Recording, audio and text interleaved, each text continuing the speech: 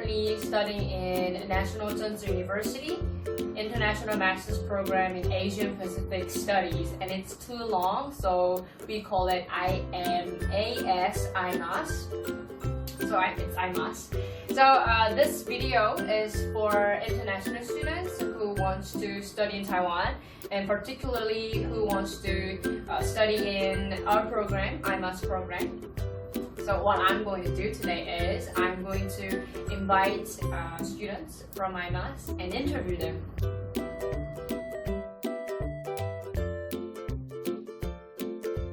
For the first guest, we have Michael. Yay! Hi guys.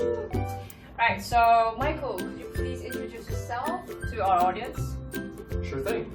My name is Michael. I'm from Maryland in the US, and I've actually lived in Taiwan for quite a long time before I started studying here at NCCU. Right, so Michael, you're in second year, right? Second year of IMAS program, which is Asia Pacific Studies, and it's a 2-year program, so actually hoping to finish a little bit early.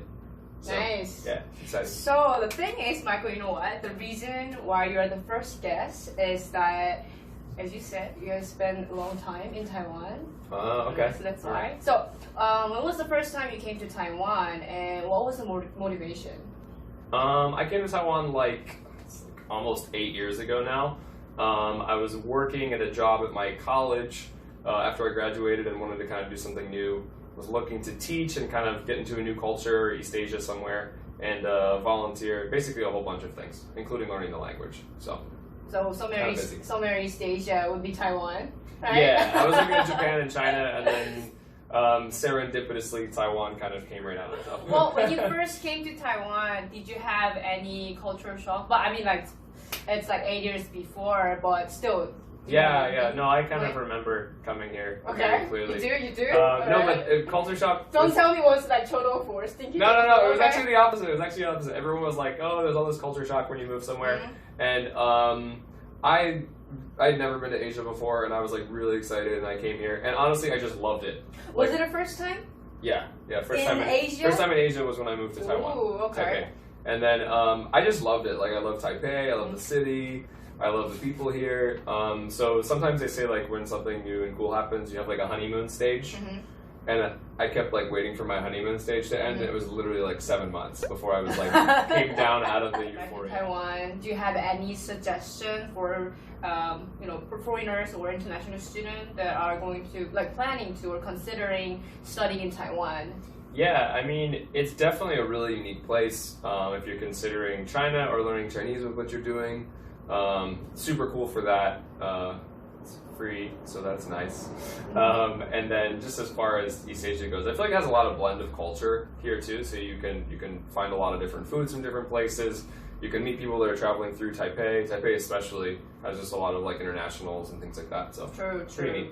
So you want to make an emphasis on cultural diversity aspect in Taiwan, right? Yeah, in Taipei especially, like it's a pretty cool city. True. Asian Pacific Studies is actually a little bit of broad.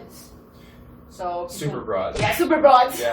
So our audience might want to ask, what kind of studies we have, what kind of lectures we have in our program. Yeah. So you're asking me about classes, right? Like specific classes? About like lectures that you had to. Yeah. As far as classes go, there's been some really neat ones. I always tell people like the program here is what you make it, because Asia Pacific Studies is so broad. So you have to be like, what do I want to do? What do I want to pursue? Okay, so Michael, did you have international relations background before? I did not. Oh, okay. So did you start from scratch? I mean, you cannot from scratch, but like so academic. My background was in like philosophy and religion, and so very much unrelated to Asia Pacific Studies. But I was sort of kind of coming out of my teaching career and wanting to kind of like go in a new direction. So that's why I chose the program in general, really pursuing a master's. Well, for me right now, I'm taking I have Asian Pacific Regional Development. Yeah. Which is like the basic lecture that you take. Right. And also I have political development in mainland China. So I think you're right. It's about how you design, how you select your courses. Yeah. Well, last question about our program is, so Michael, you are about to graduate, right? So hopefully. Yes. Yes. You will. That's the plan. And what do you think is the strength of our program related to your, let's say, academic experience in our program? Sure. I would say when I applied here, I didn't realize how well NCCU was set up for like anything in international relations or policy or just studying culture and things like that. But it's been really cool because we have a lot of lecturers come through. We have a lot of like delegations almost come through. It's connected to the Taiwanese government practically in politics and other areas. So you really get like an experience of, you know, rubbing shoulders diplomatically with some different people, some different situations in Taiwan and in East Asia, and even like people that like visit from like European countries and the U.S. Nice.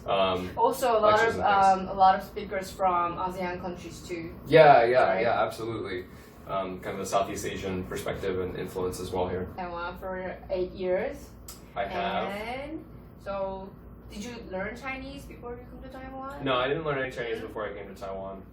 I could say ni hao, like with the wrong tone. Between some teaching jobs, I took off like about 3 semesters. Sometimes semesters in Taiwan are short, so it was basically like 9 months, and studied full-time at a different university for Chinese.